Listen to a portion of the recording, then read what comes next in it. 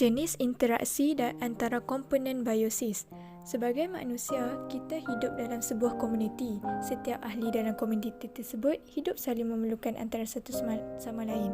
Begitu juga dengan haiwan dan tumbuhan yang saling berinteraksi dalam sebuah ekosistem dengan pelbagai cara. Terdapat beberapa jenis interaksi yang utama iaitu saprofitisme, simbiosis, pemangsaan dan persaingan.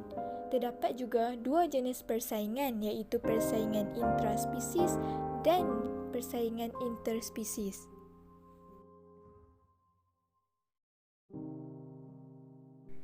Saprofitisme merupakan interaksi organisma yang mendapat makanan daripada bahan organik mati. Contohnya, cendawan yang tumbuh di atas batang pokok mati. Seterusnya adalah simbiosis. Simbiosis berlaku apabila spesies berlainan hidup bersama dan berinteraksi antara satu sama lain. Simbiosis mempunyai 3 jenis, iaitu mutualisme, komensalisme dan parasitisme. Mutualisme ialah interaksi yang memberikan keuntungan kepada kedua-dua organisma. Sebagai contoh, burung tiung mendapat makanan iaitu kutu di badan kerbau manakala kerbau bebas daripada kutu.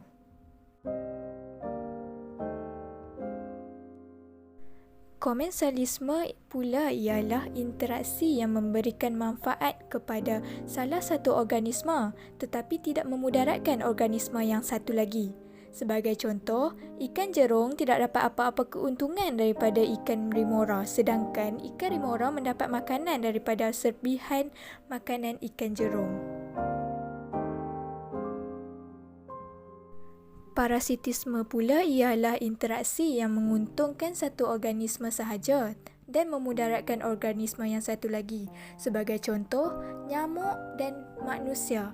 Nyamuk sebagai parasit yang menghisap dan menggigit dan menghisap darah manusia.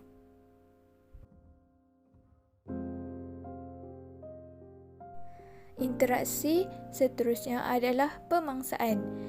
Pemangsaan ialah interaksi yang melibatkan satu organisma yang dikenali sebagai pemangsa yang makan organisma lain yang dikenali sebagai mangsa.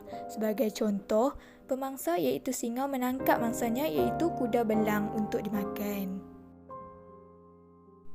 Seterusnya adalah persaingan. Terdapat 2 jenis persaingan iaitu persaingan interspesies dan persaingan intraspesies. Persaingan berlaku apabila organisma dalam satu habitat bersaing untuk mendapatkan keperluan asas seperti makanan, air, cahaya dan pasangan. Persaingan interspesies ialah persaingan yang berlaku antara organisma yang berlainan spesies. Contohnya, persaingan antara tumbuhan yang berlainan spesies untuk mendapatkan cahaya matahari.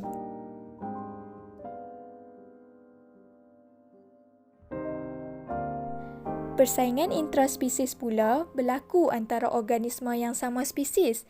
Sebagai contoh, persaingan antara haiwan yang sama spesies untuk mendapatkan pasangan untuk mengawan.